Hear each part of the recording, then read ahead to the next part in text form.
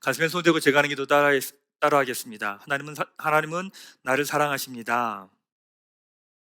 나는 그 사랑 안에 있습니다. 나는 하나님의 형상입니다. 나는 하나님의 꿈입니다. 그렇게 살아갈 것입니다. 아멘. 네, 감사합니다. 예전 교회에서 설교를 하는데 한 청년이 와서 저한테 이렇게 이야기하더라고요. 목사님, 말씀 전하실 때 성경만 이야기해 주시면 좋겠어요. 그러더라고요. 제가 왜 그러냐고 말했더니 성경만이 하나님 말씀이니까요. 이렇게 이야기를 하더라고요. 근데 다음에 또 누가 와서 이런 이야기 하더라고요. 목사님, 복음 설교를 많이 해주세요. 그러더라고요. 그래서 제가 복음 설교가 뭔데요? 그렇게 물었더니 십자가가 복음이잖아요. 라고 이렇게 이야기 하더라고요. 근데 그 얘기를 듣고 난 다음에 제가 사실 아무 대답을 안 했습니다. 왜냐하면 그분들의 이야기는 반은 맞고 반은 틀렸기 때문에 그렇습니다. 성경이 하나님의 말씀 맞습니다. 근데 동시에 이 땅의 이 세상의 모든 것도 하나님의 것입니다. 그것이 하나님의 나라지요. 성경을 통해서 우리는 하나님을 알아갑니다. 그리고 하나님을 알아가면서 이 세상에 있는 것들을 알아갑니다. 여러분, 하나님을 알아가면서 여러분의 전문 분야에 대해서 같이 공부하셔야 됩니다. 여러분의 전문 분야, 여러분이 공부하는 것, 여러분이 아는 것, 그 모든 것들을 성경과 하나님의 관점으로 바라보는 훈련을 하셔야 됩니다. 그렇지 않으면 여러분이 하는 일은 먹고 사는 것 그 이상 그 이하도 아닌 게 됩니다. 여러분이 하는 그 일 가운데 하나님의 관점이 무엇인지, 또 하나님 그것들을 어떻게 생각하고 어떻게 이해하고 계신지를 여러분들을 공부하시고 배우시고 아셔야 됩니다. 그럴 때 비로소 일상에서 하나님의 나라를 살아가게 되고 건강하고 균형 잡힌 신앙생활을 하게 됩니다. 이스라엘 역사 가운데서 이제 저희 교회는 15시대로 나누잖아요. 이제 구약에서 보면 포로 귀환 시대가 있습니다. 남유다가 바벨론에 멸망하고 포로로 끌려가는데 바벨론이 페르시아에게 멸망하면서 남유다가 다시 예루살렘으로 돌아오지요. 자, 그럼 남유다는 예루살렘으로 어떻게 돌아오게 됐을까요? 하나님의 은혜인가요? 맞지요. 하나님의 은혜입니다. 근데 단순하게 그렇게만 이야기하면 하나님이 어떤 분이신지를 잘 알아갈 수 없습니다. 남유다가 70년 바벨론 포로에 돌아올 수 있었던 것은 페르시아의 제국 정책이 변경됐기 때문입니다. 제가 성경 공부하면서 저희 교회 가족들에게 6개 제국에 대해서는 좀 공부하셔야 됩니다 라고 하면서 공부를 합니다. 아수르, 바벨론, 페르시아, 그리스엘라. 그리스엘라는 같이 보지만 알렉산더 대왕 때문에 헬라를 따로 둡니다. 로마. 이 6개 제국을 이해하셔야 됩니다. 아시리아는 나라를 정복하면서 갖고 있는 정책이 뭐냐면 정복한 나라들 이렇게 섞어버립니다.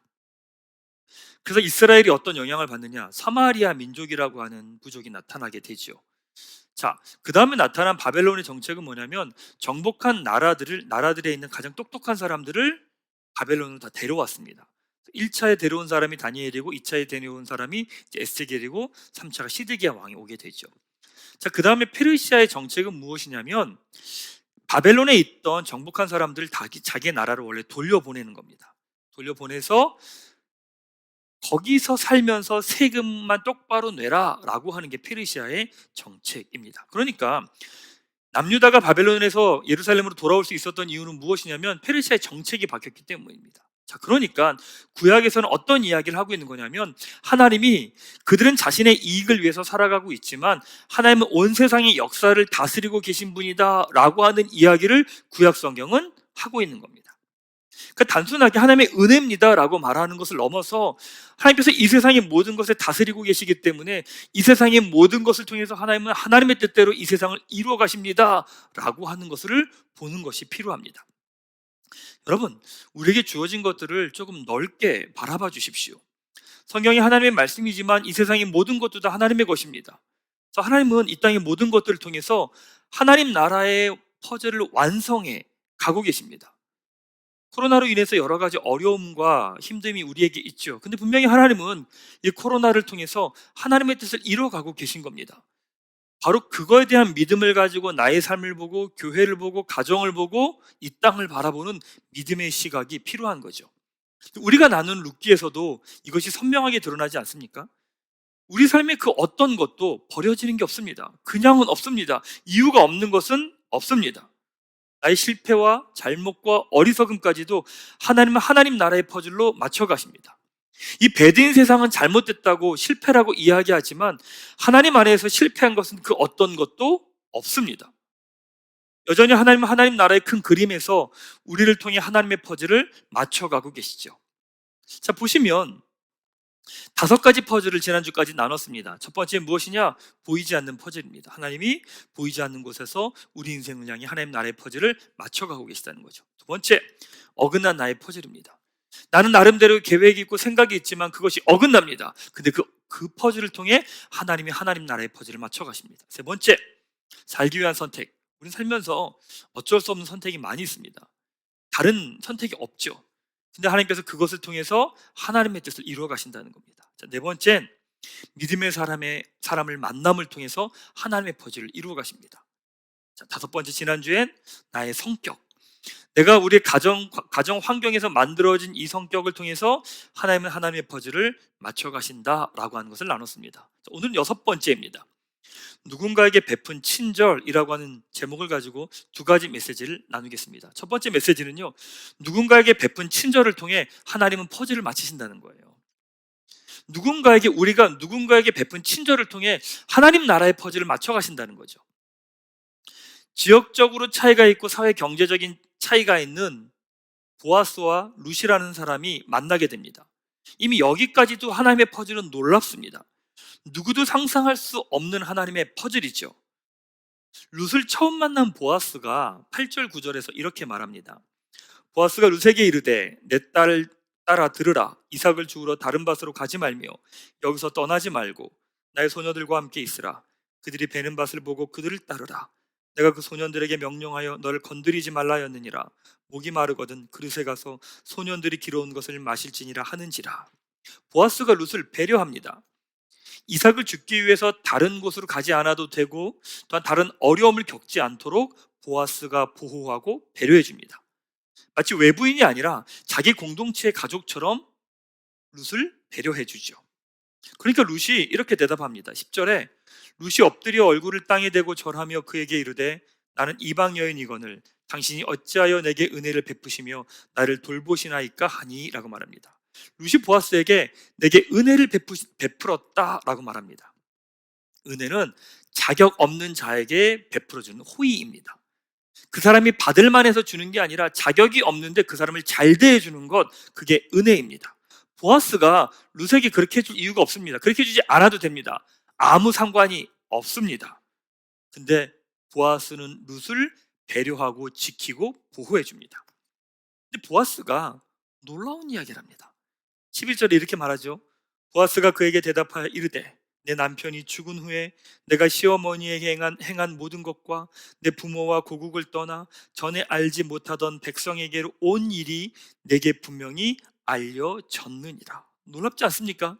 룻이 시어머니 나오미에게 했던 모든 것들을 보아스가 다 알고 있는 거예요. 룻이 했던 그 행동에 대해서 모든 사람들이 다 알고 있는 거죠.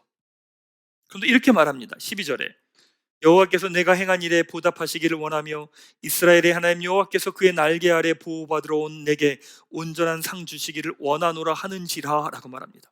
보아스가 룻을 축복하며 하나님이 내게 행한 일에 보답하며 상 주기 원한다 라고 하면서 하나님이 주시는 그 보답을 보아스가 해줍니다.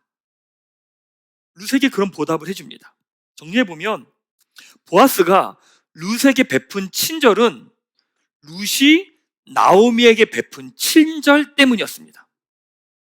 바로 이것이 하나님이 우리 삶의 은혜의 퍼즐을 맞춰가시는 한 조각입니다. 나에게 갚아줄 수 없는 사람에게 내가 했던 그 친절로 인해 하나님은 하나님 나라의 퍼즐을 맞춰가신다는 거예요. 참 재밌는 건 이거죠. 룻이 나오미에게 친절을 베풀었는데 그 보답은 보아스에게서 오는 거예요.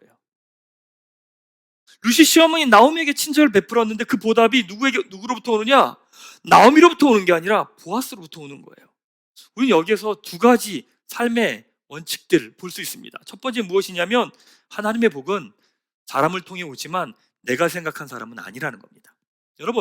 여러분이 믿는 사람, 여러분이 생각하는 사람은 축복의 통로가 아닙니다. 왜냐하면 인간은 그렇게 믿을 만한 존재가 아니기 때문입니다. 사람을 믿고 사람을 신뢰하면 그 사람에게 매이지요. 그래서 하나님은 반드시 그 사람에게 실망하게 하십니다. 여러분, 누군가에게 실망하게 하는 거, 실망했다라고 말하면 당연한 겁니다.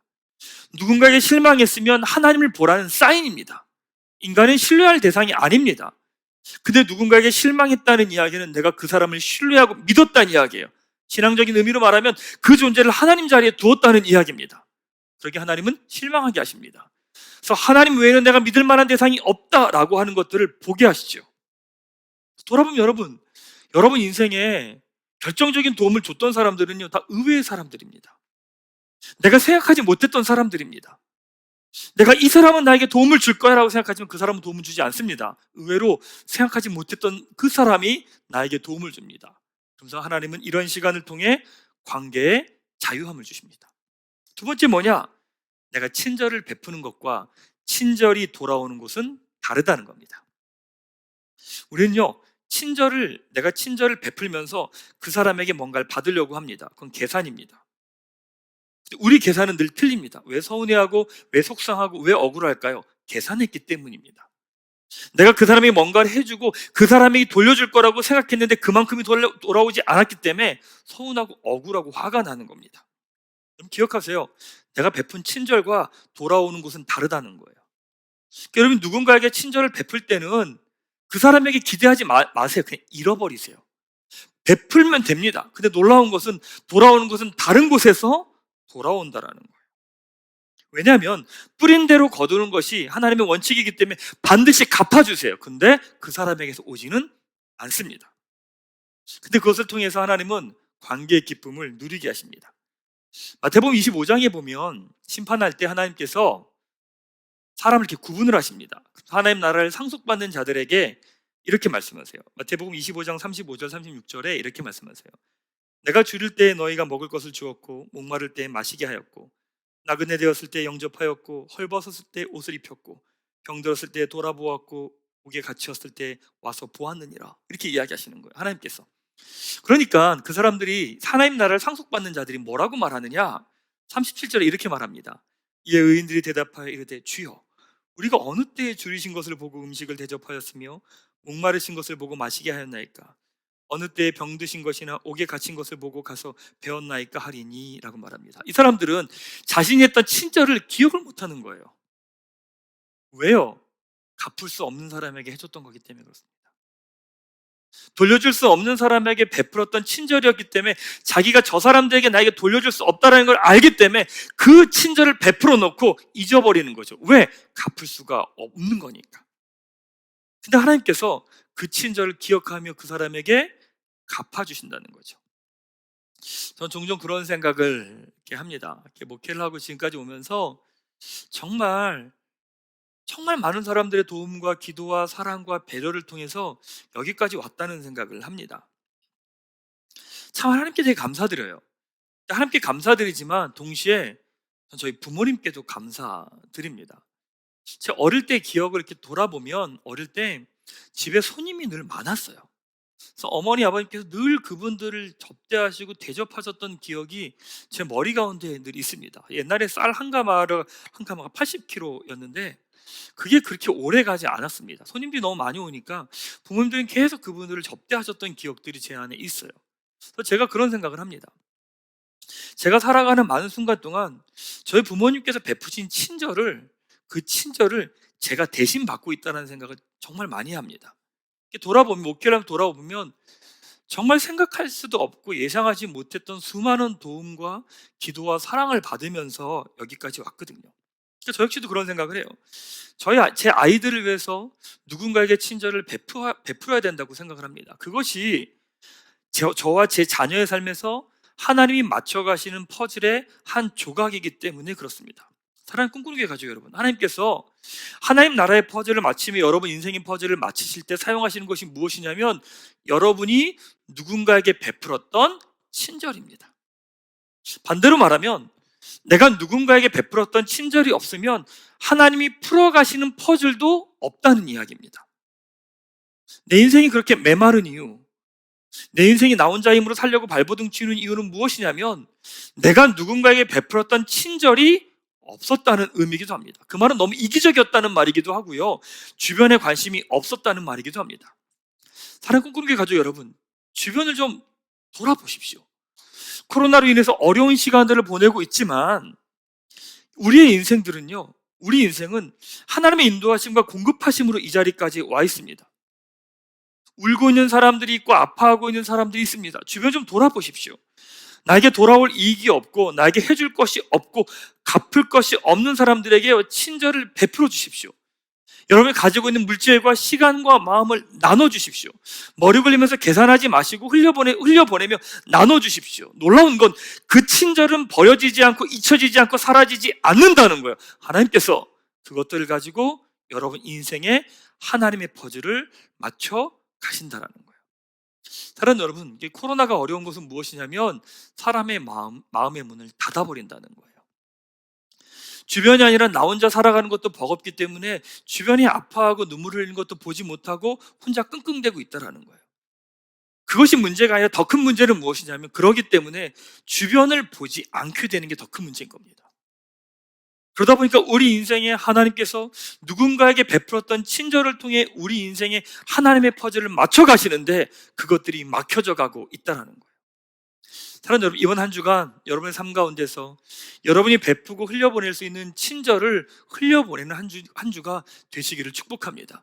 나 아프다고, 나 힘들다고, 나 어렵다고 그 이야기만 하지 마시고 주변에서 울고 있고 아파하고 힘들어하고 있는 사람들을 향해 여러분이 베풀 수 있는 친절을 흘려보내는 한 주가 되시기를 바랍니다. 왜냐하면 하나님께서 하나님 나라의 퍼즐을 맞춰가시는 조각이 바로 누군가에게 베풀었던 친절이기 때문입니다. 이번 한 주가 여러분들에게 그런 퍼즐 조각이 만들어지는 한 주가 되시기를 주님의 이름으로 축복합니다. 자, 주신 두 번째 메시지는요, 그런데 은혜를 아는 사람이 친절을 베푼다는 겁니다. 친절은 아무나 베푸는 게 아닙니다. 은혜를 아는 사람만이 친절을 베풉니다. 자, 어떻게 보면 인간은 이기적이고 자기중심적이거든요. 누군가에게 친절을 베풀지 않아요. 왜?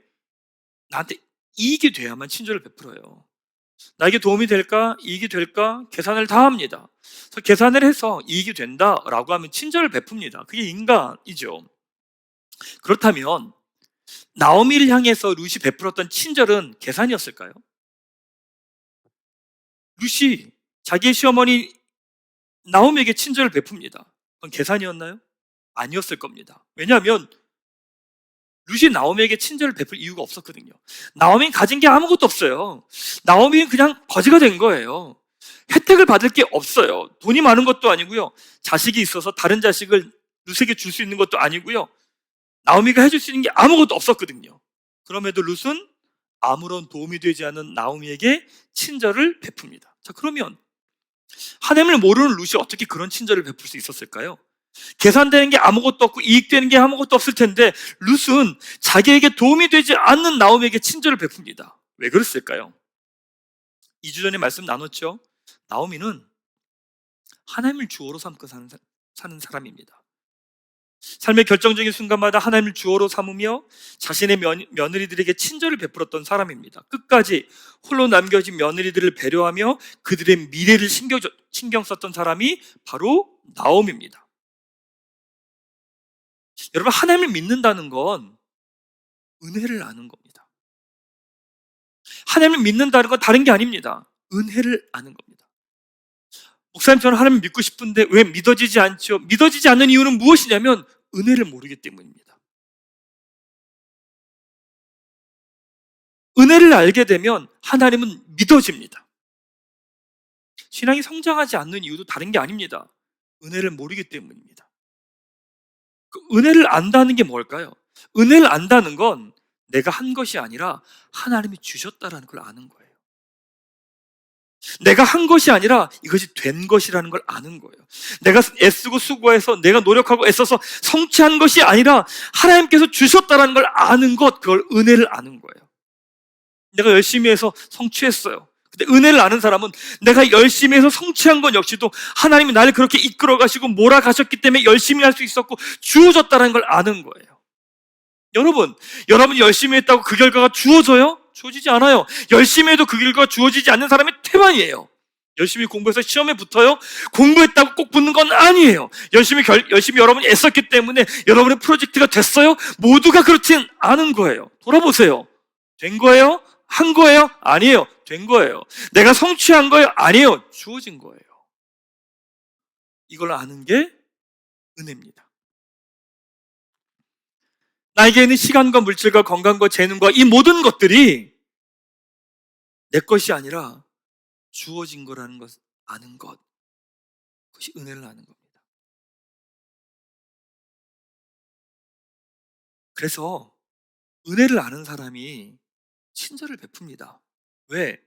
내게 아니니까. 내게 아닌 걸 아니까. 내 거라고 생각하는 사람은 못 줍니다. 아깝잖아요. 나도 부족한데 다른 사람은 어떻게 줘요? 줄 수 없어요. 그런데 나에게 주어진 것이라면 우리는 줄 수 있습니다. 왜? 내게 아니니까. 은혜를 아는 사람들에게 나타나는 것이 무엇이냐? 다른 사람들에게 흘려보낼 수 있습니다. 나오미가 룻에게 그런 친절을 베풀 수 있었던 이유는 나오미가 은혜를 아는 사람이었기 때문입니다. 보아스가 룻에게 그런 친절을 베풀 수 있었던 이유는 보아스가 은혜를 아는 사람이었기 때문입니다. 그렇다면 하나님을 모르는 룻이 나오미를 향해 보여주었던 친절은 돌려 말하면 나오미가 룻에게 베풀었던 친절에서 비롯된 겁니다.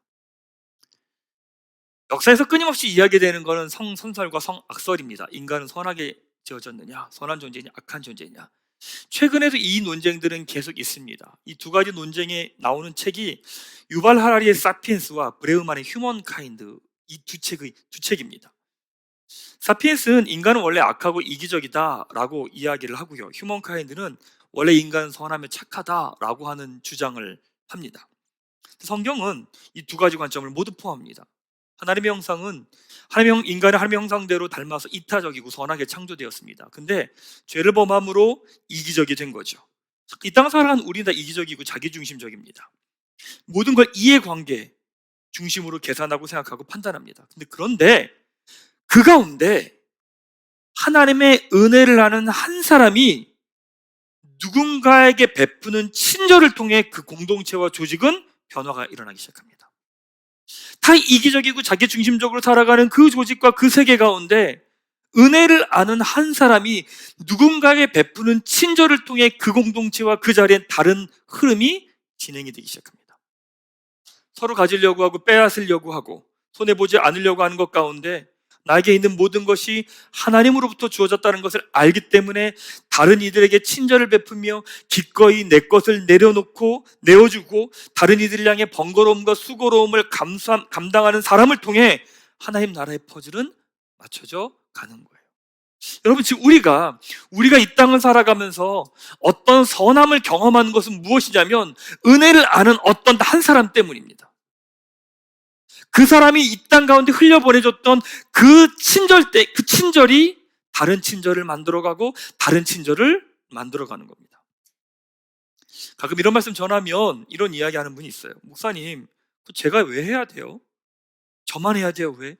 저만 왜 손해봐야 돼요? 왜 굳이 저만 그걸 해야 돼요? 라고 이야기하는 분이 있습니다. 왜 이런 이야기를 할까요? 은혜를 모르기 때문입니다. 아마 그렇게 말씀하시는 분들은 자기 의가 강한 분들입니다.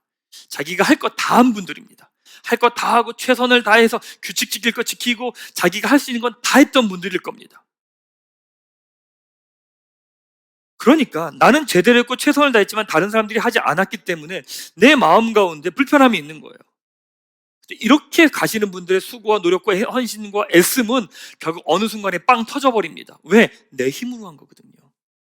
내가 했다고 생각하거든요. 내가 했다고 생각하기에 거기엔 언제나 주인의식이 담깁니다. 내가 했기 때문에 그거에 대한 권리를 갖고 싶어하는 마음이 인간에게는 다 있거든요. 가정이 행복하다는 건 은혜를 아는 남편과 아내가 있다는 이야기입니다.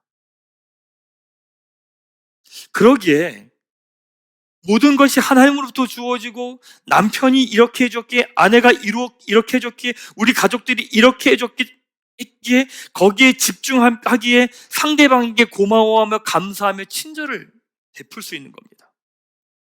교회가 건강하고 행복하다는 건 은혜를 아는 목회자와 성도가 있다는 이야기입니다. 그러기에 상대에게 고맙다고 이야기하고 상대에게 감사하다고 이야기하고 친절을 베푸는 이유가 무엇이냐면 내가 한 것에 주목한 게 아니라 하나님이 주신 것을 주목하고 상대가 준 것을 주목하며 바라보기 때문에 그런 거죠. 더 놀라운 건 누군가에게 베푼 친절은 결국 나에게 다시 돌아온다는 겁니다. 나오미가 룻에게 베푼 친절이 나오미에게 다시 돌아오죠. 룻이 나오미에게 베푼 친절이 보아스를 통해 돌아오죠.